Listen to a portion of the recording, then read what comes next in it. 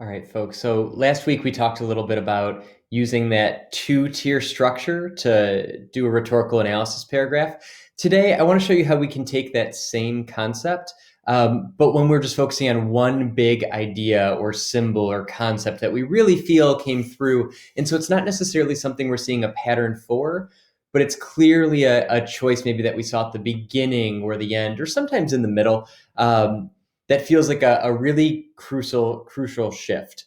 And so that's what I want to focus on here today. So I want to show you how to use that tier structure that we've talked about. But instead of finding a pattern, we're just hyper focusing on one particular thing. So we're going to continue to use these categories: topic sentence, we'll introduce the evidence, we'll provide the evidence, and then we'll have that reasoning. But instead of why Albright said this, right, we're going to be focusing now on why Clinton this evidence with this particular audience in mind. So that shifts, right? It's going to be really different from our Albright speech. It's a different rhetorical situation that President Clinton finds himself in. So as we kick off with that topic sentence, what we're going to focus on here is kind of the tree symbol and analogy that he uses at the end here. It's an interesting way to end the speech. I think it's an important one. I think it's something that as he sat down in front of a blank piece of paper and he's crafting the speech, he has the opportunity to kind of be thinking about, and he wants to reiterate that to the people of Oklahoma, but also that secondary audience. Because I think that really speaks to kind of his broader point about how Americans need to kind of move forward, not by forgetting certainly, but by carrying themselves that are in ways that are true to those American ideals. And so I want to focus on that tree. And so I'm not necessarily finding a pattern. I'm focusing on one particular area. In this case, how he chooses to end the speech. So I'm going to go ahead and kind of just write live in front of you a little bit here. And kind of make my thinking visible as far as how I might approach this. So it's not going to be a flawless paragraph. That's not our goal today. But I want you just to kind of see how I try and use my topic sentence, my intro of the evidence itself, and really kind of the reasoning to drive home why he has this and why he has it at the end for this particular audience. So I'm going to go ahead and kind of just start off with the topic sentence establishing what it is I'm covering in this paragraph, which again is going to be focused on the tree as a way of thinking about how we move forward in the face of adversity, but not really I should put it more specifically on this particular audience, right? The audience of Oklahoma, Oklahoma City residents, as well as that broader audience. So as Clinton concludes his speech, because to me, this is going to be important. I'm making an effort to say that this is intentional. It's happening at the end. This isn't something you put in the middle or at the beginning. He's intentionally ending this way. So I want to go ahead and emphasize that. He reminds the people of Oklahoma City and the United States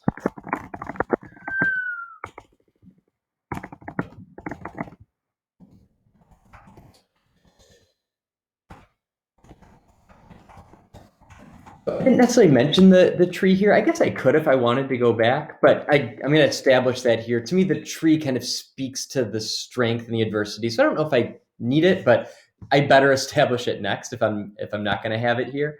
So let me go ahead and establish that here. I could do it in the topic sentence, but I don't know if it's crucial. So now I want to kind of establish the tree and kind of how we got there in the first place. So at the advice of a young girl,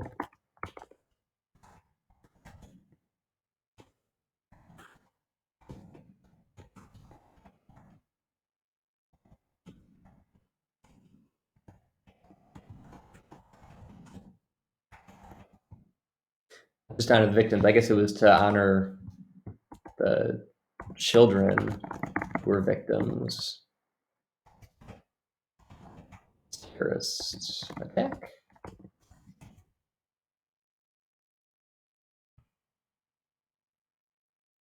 So I'm kind of setting this up just a little bit here. I also think it's interesting that like the emphasis on children always stands out to me. So I'm even going to kind of sneak in like a little bit of analysis here. But I think anytime that children are brought up, we usually have kind of like that sense of innocence, and especially here, that idea of like the innocence as far as thinking about, and maybe not innocence, maybe like the purity of how we can move forward rather than succumbing to hate and fear. I think that that's important. So purity of the girl captures, and with my strong verbs here, what captured in this anecdote, because he potentially establishes this, right? So I want to drive that home. Clinton to establish the power of, well, I better establish the tree.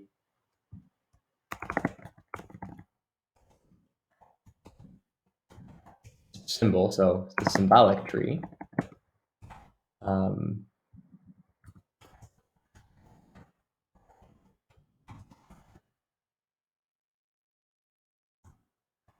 Passage. I know it suggests illusion. I kind of like passage better actually for this. And now I want to go ahead and include that moment. So he reminds Americans, excuse me while I just kind of look over really quickly here. I want to make sure I get this right. I've got the speech pulled up in another tab.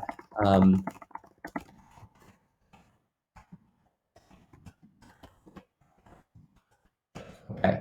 So at this point, I've established my topic sentence here. Slide myself out of the way so I can do just a little bit of highlighting here. I've established my topic sentence. I've created my context here. In truth, this was maybe a little bit longer than we did in previous ones, but since I'm really focusing just on one, I want to make sure I captured everything I needed to here, because it's a big moment, so I might as well spend a little bit of time on it. And then, of course, I have the evidence, which, again, I tried not to push for too much evidence here. I could totally set this up as something where I'm embedding multiple pieces of evidence here. And in truth, there might be strength in doing that. But because we're focusing on just one thing, I'm not going to dive into that here. So now we know we're sliding into our reasoning, our commentary here, right? So now I really want to drive home, why did I pick this particular moment that I'm looking at here? So I want to play with this word wither. I think that's a great word that he used, because he's really speaking to Americans and like not withering in the face of fear or adversity or any of these things. So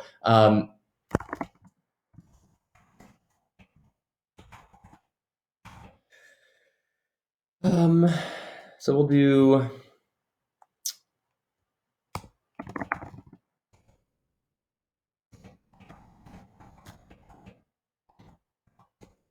let's sneak this in. He does kind of mention this idea of time, right, in the tree, like taking a while to take root and sprout, but then be strong.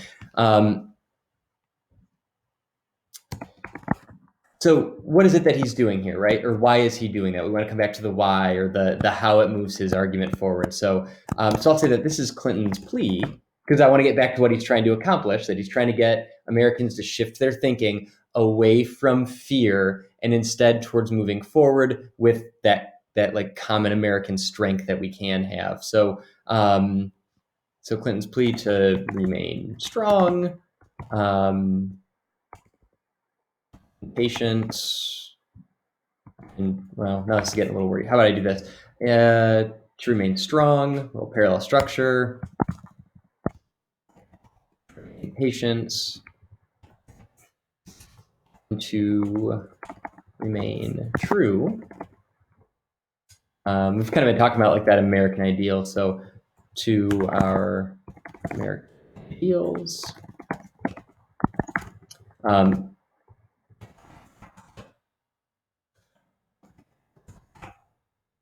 So even in the face of an atrocity like this terrorist attack, Clinton knows the nation must, well, we've kind of talked about it, but I haven't written it yet. So we must fight against the urge, or the nation, not we, the nation, right? Must fight against the urge to fear and hatred. Like that's the natural tendency we're headed toward. But he also knows that like failing to fight against that means becoming like untethered.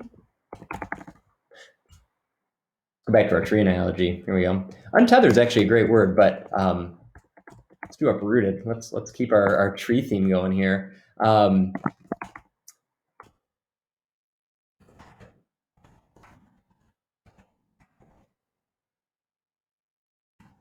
I love this word for rhetorical analysis, kind of talking about how something parallels something. So the process of grief, what he's doing with that is like it parallels the tree's like process, right? So the process of grief parallels the growth and stability. And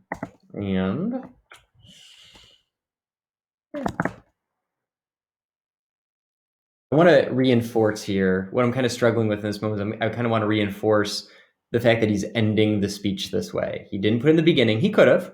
He could have put it in the middle, but he doesn't. He puts it at the end. So I really want to drive that home. It is this concept that he closes with.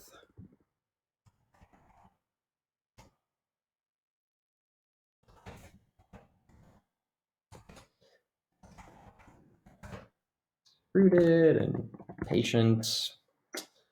All right, so it's a concept he closes with. So it's a concept. It's a plea. It's I think it's an encouragement to mourn. In truth, like he says, like it's okay to mourn.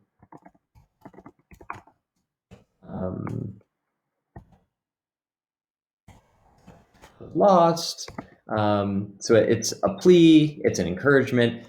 But we know that he also wants to accomplish something, right? Like he wants something from the audience here. So it's also a call for the nation.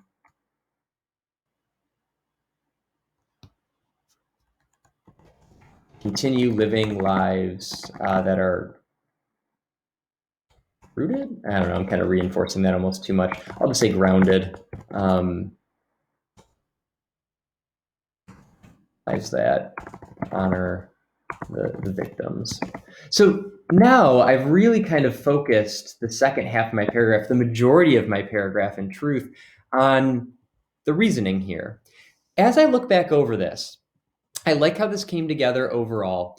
In truth, I wonder if maybe I could have done a little bit more here to really emphasize why this is important at the end. I might go back and kind of tweak that a little bit. I think the fact that it's at the very end is something I could do maybe just a little bit better job establishing. Not just that he does it at the end, but like why this is that final message. I guess I do have, and this is the idea that he closes with. Yeah, I mean, I guess this kind of gets at its purpose. So I'm going to go ahead and leave it. I think if we were writing an on-demand essay, I'd be happy to go ahead and move on. If this is an essay we're poring over for weeks and weeks, I might go back and really try and reemphasize, but I do think I have that enough here. So at the end of the day, instead of finding a pattern, we focused on one particular moment. We used the first half to establish the topic, to introduce the evidence, and to establish the evidence of like this idea of the tree. But again, the majority of this is now my words, my analysis of why it is that Clinton did what he did, where he did it, in this speech of all speeches for this audience, why it is that this is incredibly unique. So hopefully that helps us go ahead and kind of understand, especially as we kind of compare and contrast it with the previous paragraph where we had multiple tiers. So there's not a right or a wrong.